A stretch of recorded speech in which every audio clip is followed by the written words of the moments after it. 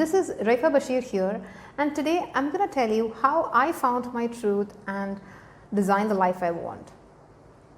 So for me, everything was going really well until it was my turn to choose a course for my higher studies.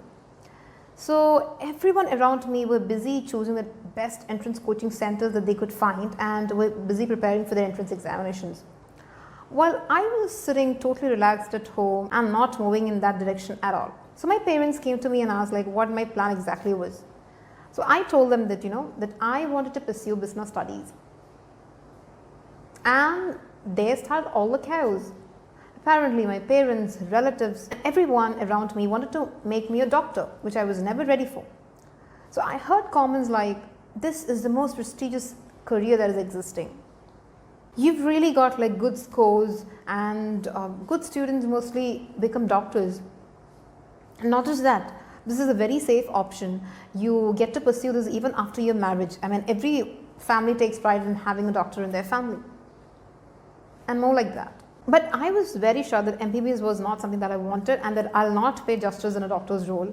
So I ruthlessly cancelled out all the noises that was coming my way and decided to go with my gut feeling.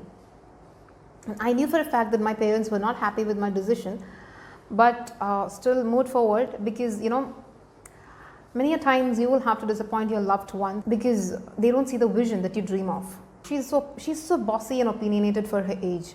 Why is she so selfish? Why can't she make her parents happy? And after all, what's in it for a girl in entrepreneurship? It's meant for boys.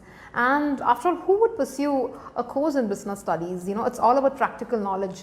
She scored really well and worked hard all this while just to come up with a stupid decision. What kind of stability will she have? We thought she had brains and things like that. Later, when my parents agreed to my plan just because all they wanted was their daughter's happiness, they were blamed for bad parenting, not listening to me and changing my mind. So this got me into thinking why girls are not encouraged to dream high? Why are they not taught to experiment something out of their comfort zone? Why are they not taught to take risks? Why is that they're always told to gravitate towards something that's really safe and to do things that they know already? Just even when a baby girl is born, they're conditioned to be fragile. They're always taken care of. I'm not telling to not take care of the girls, but they're always conditioned to be gentle, smile pretty, and be very adjustable, and to always please others. They're celebrated for their giving nature, and if at least they have a dream, or if they want to actually achieve something, then that is not celebrated enough, and they are tagged as selfish. Why do we not tell them to be courageous and act bold like that of boys? Just because someone is born as a girl, how does it deny someone's right to dream and to explore the world? Throughout their life, girls are taught to not come out of their comfort zone and to be very, polite and obedient towards the decisions that others make for them. They're trained not to dream high, but to cook well, clean dishes and wash their clothes properly, maintain house properly and all these things. So is that all that we are planning for our girls? I remember how my friends just got married when they were studying or when they apparently reached a certain age. So even I had to face the same pressure when I was studying, but then I did not give in. I told my parents clearly that I wanted to be financially independent before I could even think of anything else in my life. And when I told this, it was put forward as if I have asked for so much more. So why is it that our girls are not taught enough about financial independence and the importance of taking their own decisions in life?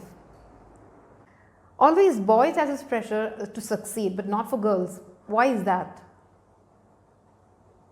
And what exactly is the guarantee that once you get her married off to a rich boy or a rich household, that she will be safe there? When I went for my master's, everyone around me told my parents as to why is that they support all these things. Why do you want to waste your money in getting her, educated her this much, and said, why don't get her married off? Because apparently girls are not worthy of education, a job, anything else, but to end up in her husband's home and just try to please their in-laws and everyone around her. Is this all a girl is destined for? How and when will we change the system? Isn't this exactly why we have only 4 women in the Forbes list of most powerful people in the world? According to 2020 Fortune 500 list of companies, there are only about 7.4% female CEOs. Not just that, according to the World Economic Forum's global report, the economic contribution of females is only about 22.3%, which clearly shows a gender gap and clear underrepresentation of women in the labor force compared to men. How do we bring about a change in all these things? Let's teach our girls to assert themselves, to be confident with their voices. A lot of girls today are not confident enough to put across their opinions. They have this fear of being disliked. So we should start right from home, where we give them a seat at the table to voice their opinions and also include them in our decision making process. Always women do have this conflict inside their mind of balancing professional success and also personal fulfillment, which is not really easy for them. If they choose to go for a job after getting married, they are bound to not just work outside homes but also inside. So why not just change the scenario into sharing the responsibilities equally by partners? After all, partnership is about sharing equal responsibilities, right? In college, I remember how I used to do different kinds of jobs. I used to do internships, I used to go for volunteering, I used to work for free and whatnot. So all this made sense to nobody around me, and I was in fact blamed that that she's confused as to what to do in her life. She's not stable with her decisions, she's into a lot of different things and so much more comments like that.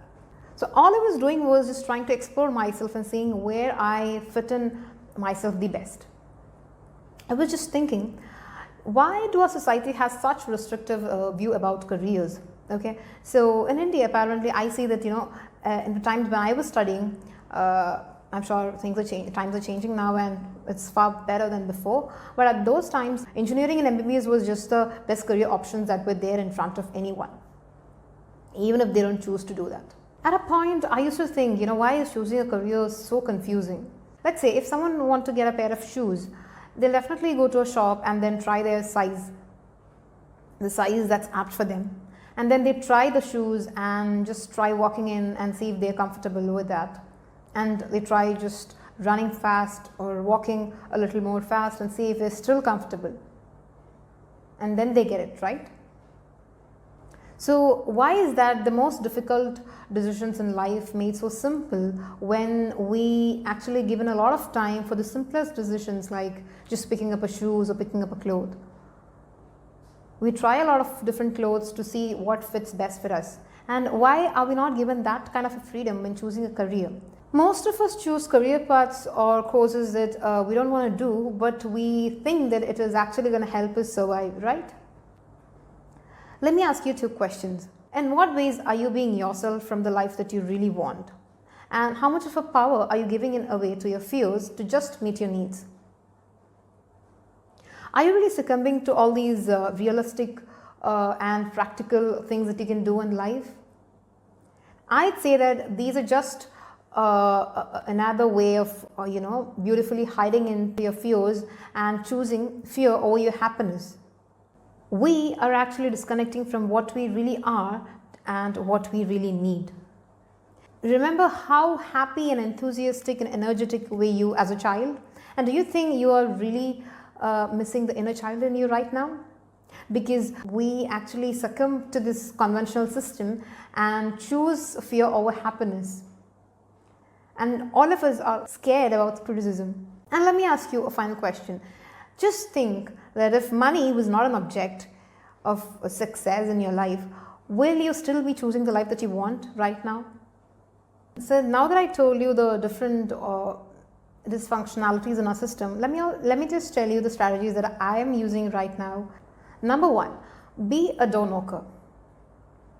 Set yourself out to different opportunities.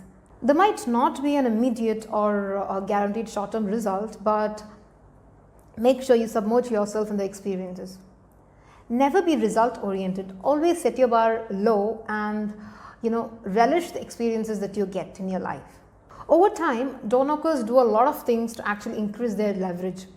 I remember like when I was in my college years, I used to actually take part in a lot of competitions. I used to do internships, I used to do free work, and even when I was working full time, I used to spend my weekends attending events, meeting people, and learning new skills, taking part in youth leadership organizations in Dubai. I used to write blogs, I used to record videos, I used to write a lot, meet like-minded people so that we can actually connect with the mission that we really truly cared for.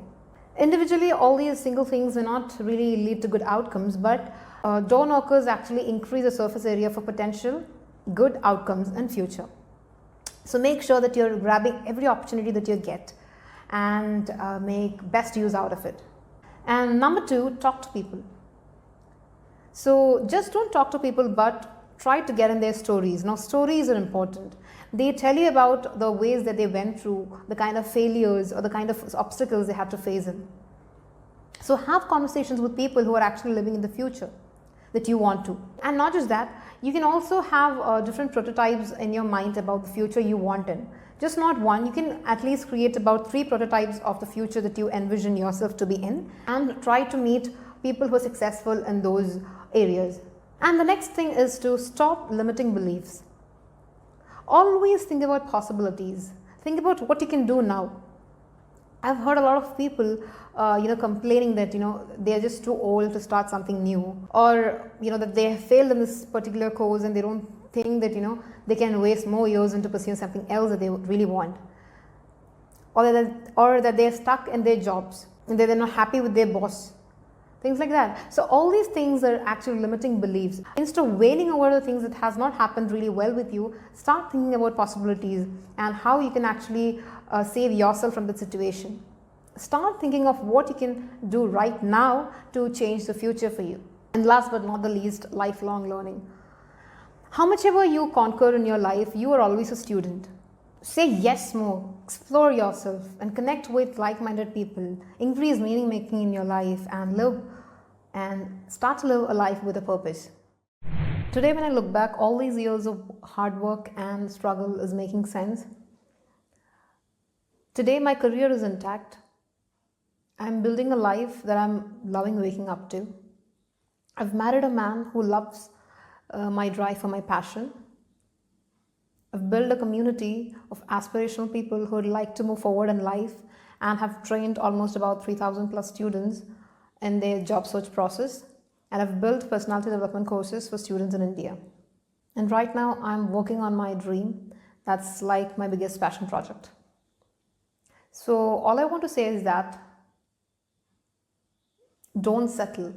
Don't ever settle. Not with love, not with your city, not with your job, not with your home.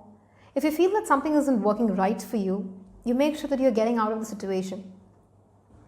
Well, some stories are meant to be part of your life, not everything is. You are the only one who holds pen to your life. So if you feel that something is not working for you, or if something doesn't feel right, then make sure that you're getting out of it. If it isn't meant for you, let it go, because one day you'll thank yourself for not giving up on yourself. One day you will realize that you were destined for much more in life and that you only found it because you didn't settle. So let's all teach the children of tomorrow to be financially, spiritually and emotionally secure, and to be bold and courageous enough to pursue the life that they dream of. Thank you so much.